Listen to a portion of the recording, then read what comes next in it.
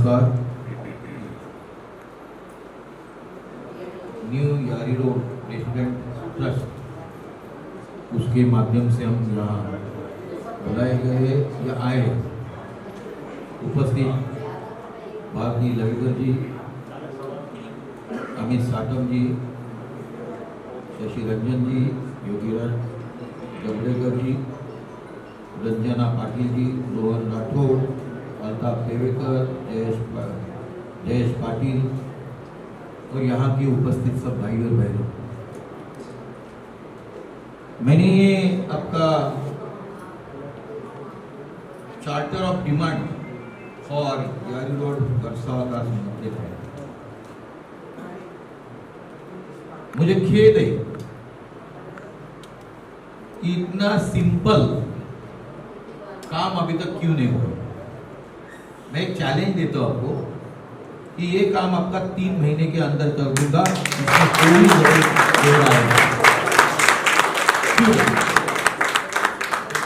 क्यों कि 92 के पहले जोगेश्वरी क्या थी, अब जाना होगा, देखा होगा, सुना होगा। जहां दंगलों का राज था, 4 बार दंगल हुई थी और उसके अंदर ना रोड थे, ना रास्ते थे, ना शौचालय की व्यवस्था थी। रोड के ऊपर आम पब्लिक शौचालय को बनती, वहां कोई बिल्डर नहीं आना चाहता था। वहां तो 92 के पहले जो दलदल थी, आज उधर ही मुंबई नंबर 60 जोगेश्वरी नहीं लिखते थे, अंधेरी लिखते थे। 93 उसी जोगेश्वरी का काया पालट मैंने कर दिया। आप जाके देखिए, आज ओबेराय भी आता है, कल्पतरु भी आता है, सभी लोग आते हैं। और इसीलिए एक अच्छी जोगेश्वरी, एक सुंदर जोगेश्वरी मैंने बनाई। मैं हर 3 महीने में, मैं कारपोरेटर था तो रोज ही वार्ड में जाके हम लोग काम करते थे। मैं 92 से कारपोरेटर था, वहां 4 बार पहले शिवसेना पराभूत हुई थी। मैं चुन के 92 में आया 10,128 वोटों से, दूसरी बार आया 13,000 से, तीसरी बार आया 15,000 से और चौथी बार आया 18,000 से। क्यों चुन के दिया? कि मैंने जोगेश्वरी का विकास किया, काम किया करके मुझे चुन के दिया। उसके बाद 2009 में एमएलए का इलेक्शन आया। पहली बार मैं 15,000 से चुन के आया, दूसरी बार 29,000 से चुन के आया और तीसरी बार 90,000 वोटों से चुन के आया। तो ये सिलसिला इसके लिए होता है कि आदमी काम करता है। और जोगेश्वरी में, मुंबई में एक ब्रांड हो गया है, रविंद्र वाइकर ब्रांड, काम का ब्रांड। जब हम मुंबई कारपोरेशन में पानी की समस्या थी तो आपको 90 लीटर पानी मिलता था, तभी भी मैंने मिडल वैतरना का धरण बांध दिया था। हादसा से 450 ml पानी को देते थे, लाया था। हम लोग को 90 लीटर पानी मिलता था।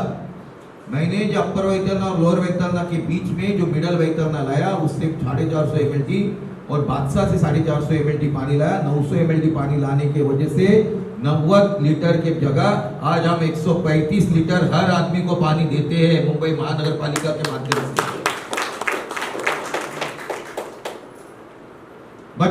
बच्चे के लिए भी हम लोग ने, जो स्लम के बच्चे होते हैं, जो मुंबई महानगर पालिका में जाते हैं, ना उनके पास जूते होते हैं, ना उनके पास बुक होते हैं, ना उनके पास दफ्तर होता है, ना उनके पास पानी की बोतल रहती है। हमने उस टाइम चालू किया कि उस बच्चे लोग को 6-7 लाख बच्चे मुंबई कारपोरेशन के स्कूल में पढ़ते थे। तो मैंने ही तभी प्रपोजल लाके पास किया, 27 चीजें देने का काम 200 करोड़ की लागत से तभी से चालू किया। आज तक मुंबई कारपोरेशन के बच्चों को 27 चीजें दी जाती है। बूट से लेके, कपड़े से लेके, दफ्तर से लेके, कंपास से लेके, वो काम भी रविंद्र वाइकर ने किया। खिचड़ी का जो था, पहले हम लोग मुंबई में, यानी सेंट्रल गवर्नमेंट से चावल आता था, 5 किलो चावल बच्चे लोग को देते थे। तब खिचड़ी का मुद्दा भी मैंने ही कारपोरेशन के माध्यम से चालू कर दिया कि बच्चों को अच्छा खाना मिलना चाहिए।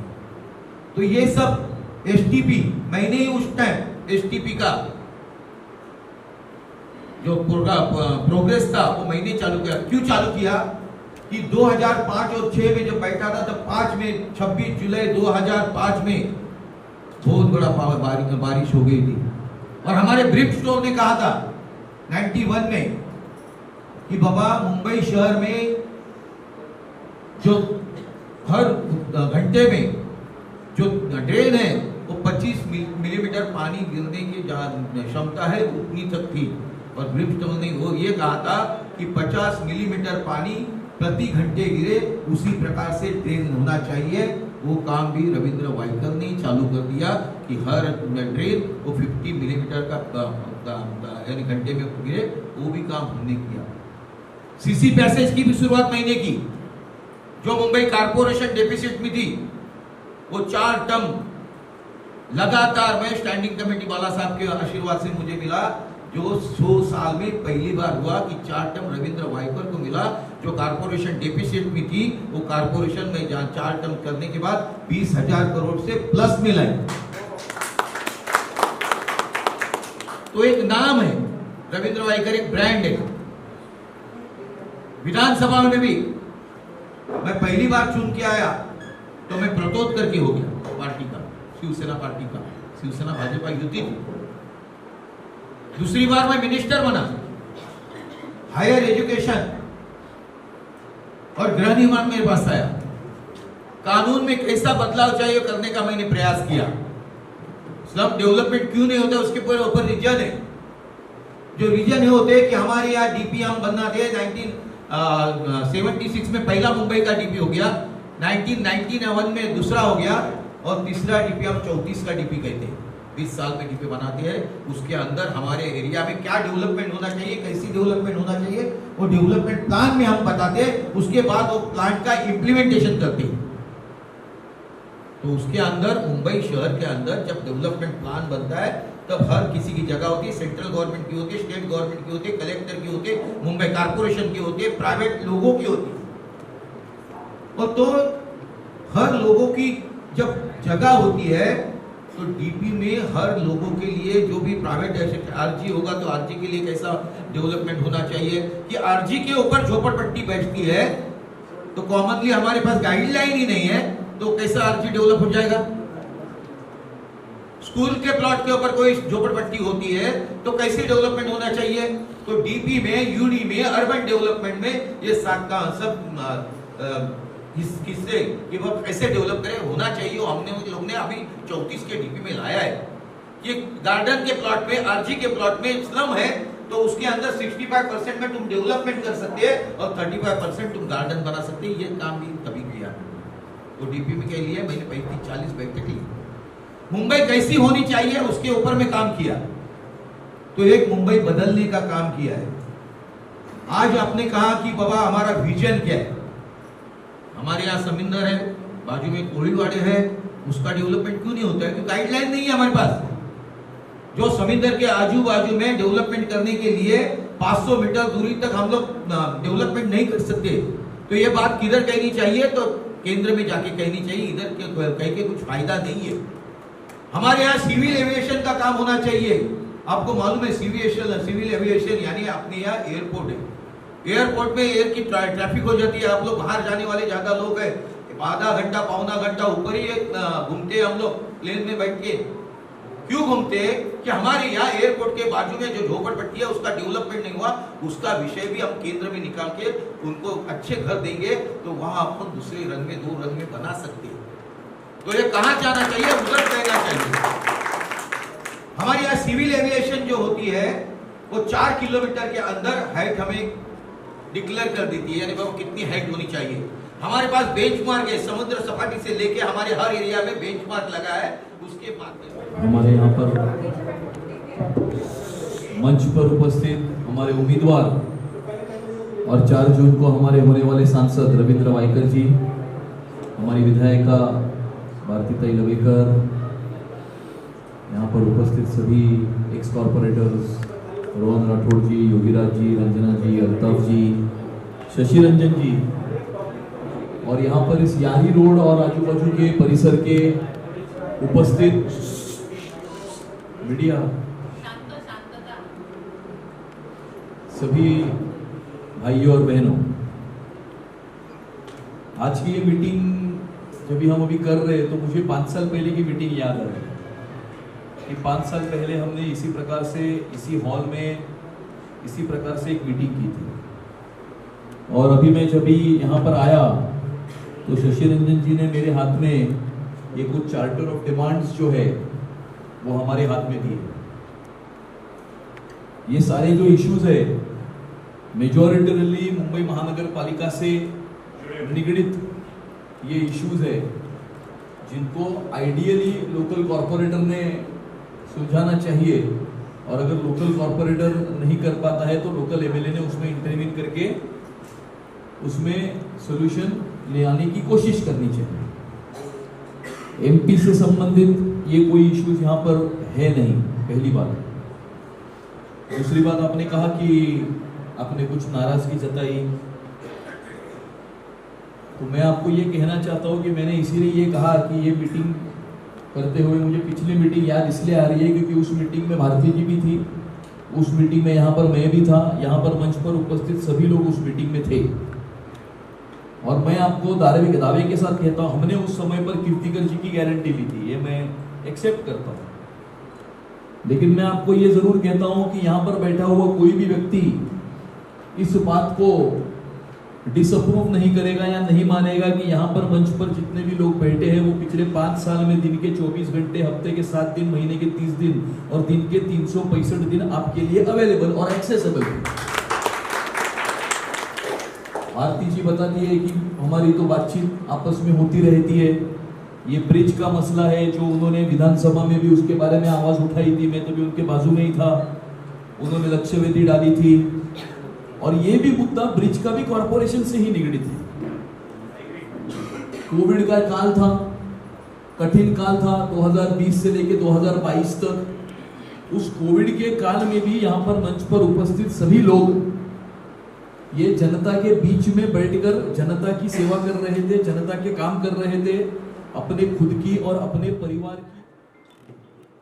नमस्कार, माफी चाहती हूँ, शशि जी को भी पता है मेरा गला बैठ गया है, लेकिन कुछ बोलना तो जरूर चाहूँगी क्योंकि आपने कुछ क्वेश्चंस रखे हैं।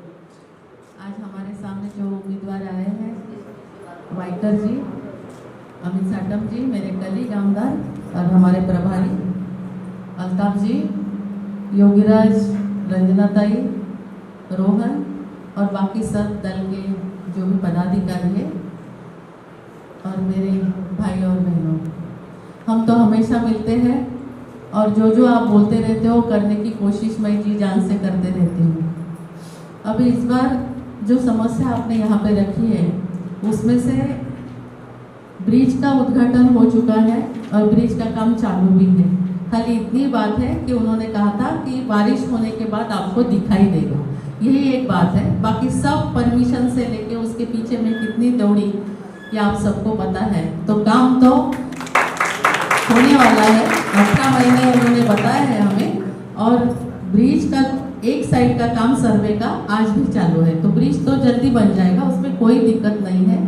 पूरी जांच हमने करवा ली है, मीटिंग्स भी करवाया, और कुछ मीटिंगों में आपके प्रतिनिधि शशि जी आप भी खुद, मैंने आपको इसलिए बुलाया था मीटिंगों में कि कभी कभी हम लोग आपको बताते हैं ये मीटिंग हुई, वो मीटिंग हुई, लेकिन आपका विश्वास भी तो बैठना चाहिए, इसलिए मैंने मीटिंग में आप लोगों को इन्वॉल्व किया। आप बैठिए, आप सुनिए अधिकारी क्या बोल रहे हैं, कहाँ तक गया है, क्या मैप है, आप सब समझ लीजिए। ट्रांसपेरेंसी रखना चाहती थी मैं, ये भी हमने काम करवा दिया है, वो आपको बारिश के बाद दिखाई देगा।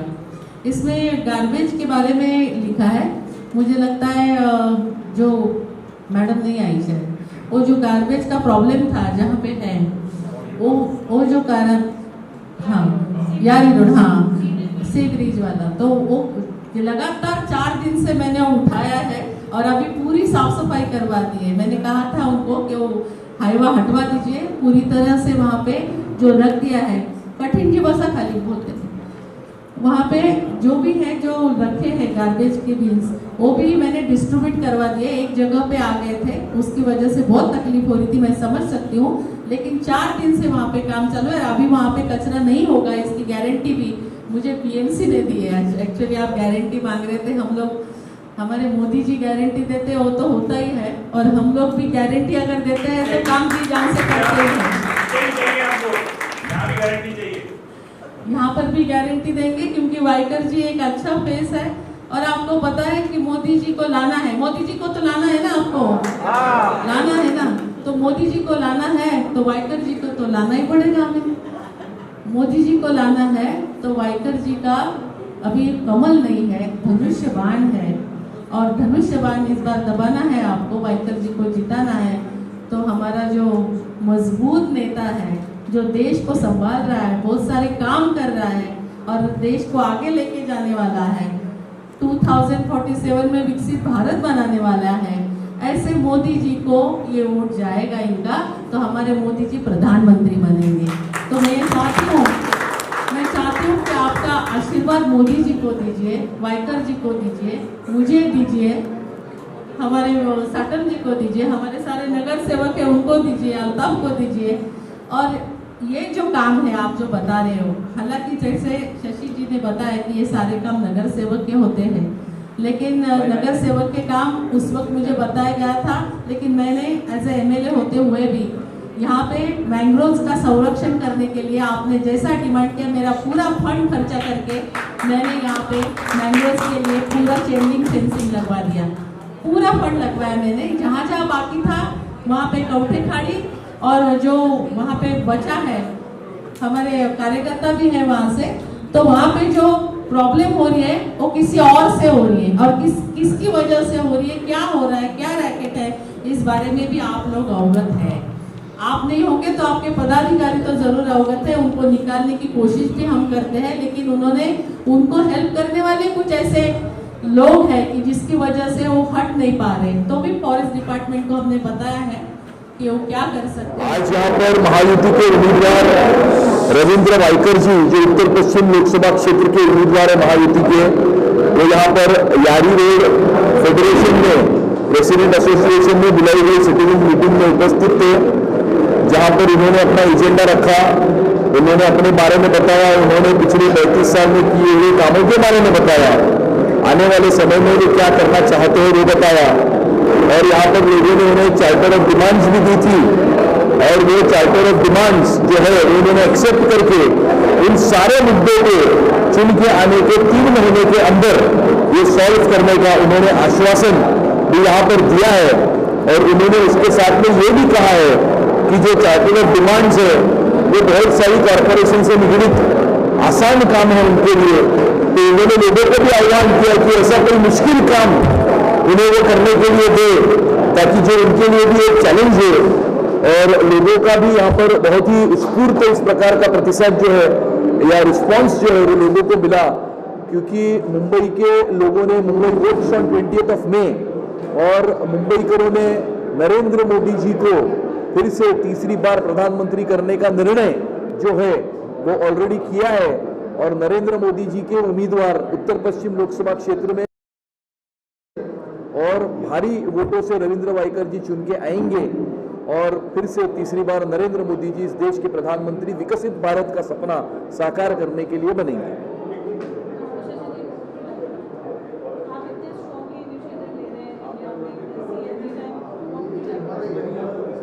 देखिए, इलेक्शन ये जो है बहुत महत्वपूर्ण इलेक्शन है हम सब के लिए, देश के लिए। हम एक बड़ा मजबूत प्रधानमंत्री इस देश को देना चाहते हैं, लेकिन साथ साथ हम ये भी चाहते थे कि जो भी लोकल लोगों की परेशानियां हैं, क्योंकि हर एक को अपना दर्द जो है सबसे बड़ा दर्द लगता है, तो वो भी हमने उनके सामने पेश किया।